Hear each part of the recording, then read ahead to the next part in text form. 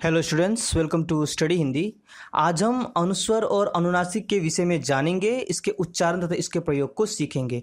तो वीडियो को पूरा जरूर देखना। चलिए अनुस्वर और अनुनासिक को सीखते हैं।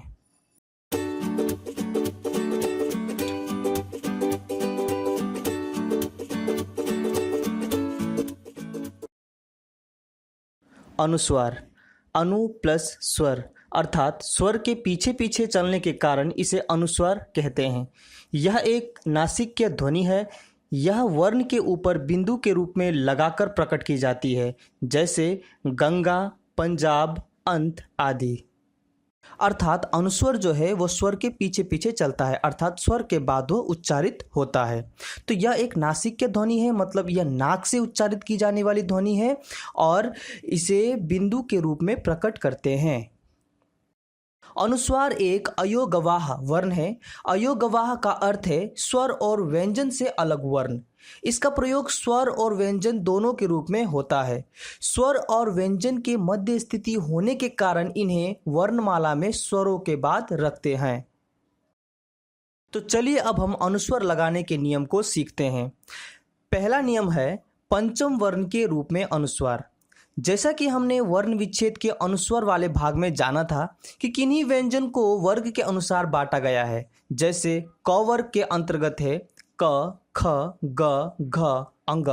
वैसे ही च वर्ग के अंतर्गत है च, छ, ज, झ, इय।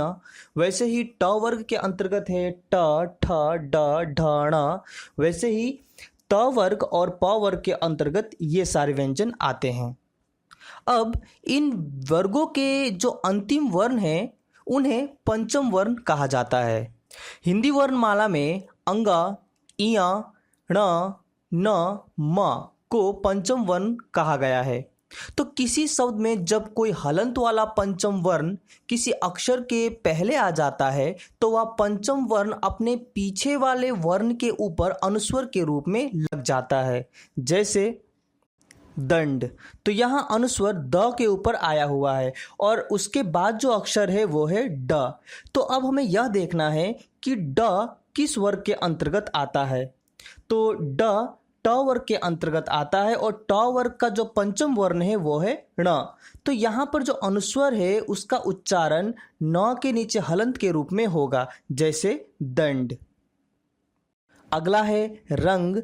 तो यहाँ ग का जो पंचम वर्ण है अंगा, तो अनुस्वर का उच्चारण हलंत वाले अंगा के रूप में होगा, जैसे रंग।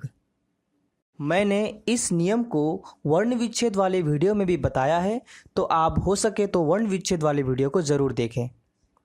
अब चलते हैं अगले नियम पर।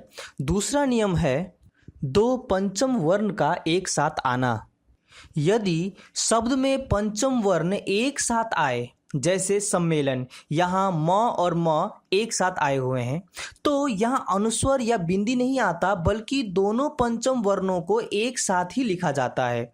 जैसे सम्मेलन, भिन्न, जन्म, अन्न आदि।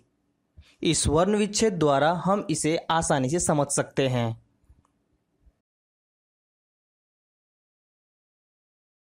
तीसरा नियम है य, व और ह का नियम। तो यदि पंचम वर्ण के बाद य, व या फिर ह आए तो वहाँ भी अनुस्वर नहीं लिखा जाता, बल्कि वही पंचम वर्ण लिखा जाता है। जैसे अन्य, कान्हा, अन्वय आदि।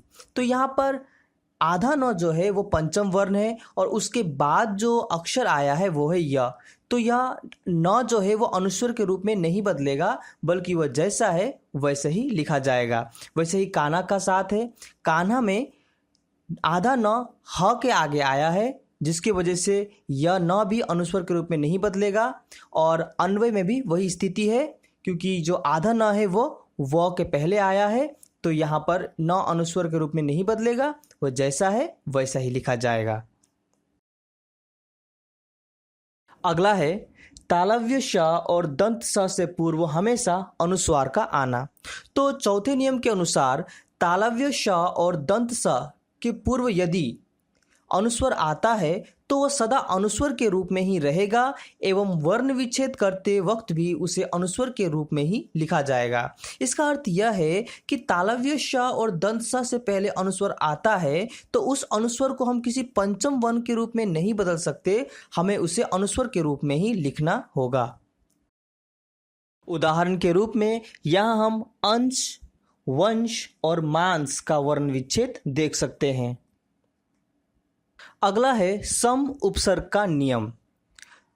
पांचवें नियम के अनुसार यदि शब्द में सम उपसर्ग हो तो जो हलंत वाला म है वह अनुस्वर बनकर अपने पीछे वाले वर्ण में जुड़ जाता है। जैसे संन्यास, सम उपसर्ग के साथ न्यास के जुड़ने पर बना है संन्यास, तो यहाँ जो म है वह अनुस्वर के रूप में स के ऊपर आ गया है। वैसे ही संवाद, सम प्लस वाद, वैसे ही संकल्प, सम प्लस कल्प और संहार, सम प्लस हार। तो ये थे कुछ अनुस्वर के नियम। अब जानते हैं अनुनासिक क्या है। अनुनासिक, इसका प्रयोग हिंदी में किया जाता है जिन स्वरों के उच्चारण में मुख के साथ साथ नासिका की भी सहायता लेनी पड़ती है, या कहे मुंह के साथ साथ नाक से भी हवा बाहर निकलती है, उसे अनुनासिक कहते हैं। इसे हम चंद्रबिंदु भी कहते हैं, जैसे आंगन, पूंछ, माँ आदि। ध्यान देने वाली बात है कि अनुस्वर केवल नाक से उच्चारित होता है, जबकि अनुनासिक नाक और मुंह दोनों से उच्चारित होती है। चलिए अब एक साथ इसका उच्चारण करते हैं। आंगन, पूंछ, माँ। अब हम अनुनासिक की कुछ विशेषताओं को देखेंगे। पहला है, अनुनासिक को अलग से किसी वर्ण के बाद नहीं बोला जाता, बल्कि उस स्वर के साथ बोला जाता है जिस पर वह लगता है, जैसे आँख, चाँद, पाँच आदि। तो यहाँ हम देखते हैं कि अनुस्वर को स्वर के बाद उच्चारित किया जाता है, लेकिन अनुनासिक स्वर के साथ ही उच्चारित होता है। आगे है अ, आ, ई, उ, ए, ओ, औ। वे स्वर है जिनके साथ अनुनासिकता आती है, जैसे चिड़िया, मालाएं, आंखें आदि। अगली विशेषता देखिए, तो यहाँ कुछ मात्राएं हैं। तो इन मात्राओं के साथ जो बिंदु लगे हैं वास्तव में वे चंद्र बिंदु हैं, परंतु मात्राओं के साथ इनका अंतर्भाव हो जाने के कारण इसे बिंदु के रूप में लिखा जाता है। अर्थात मात्राओं के साथ जो बिंदु आती है वे वास्तव में चंद्र बिंदु होते हैं। मात्राएं होने के कारण चंद्र बिंदु का वहां अंतर्भाव हो जाता है और वह सिर्फ बिंदु के रूप में प्रदर्शित किया जाता है। लेकिन यदि उच्चारण के रूप में देखें तो यह चंद्र बिंदु के रूप में ही उच्चारित होगा, जैसे क्योंकि, मालाओं, मात्राओं, औरों आदि। अब हम कुछ अनुस्वार और अनुनासिक शब्दों का उच्चारण करेंगे। सबसे पहले हम अनुस्वार शब्दों का उच्चारण करते हैं।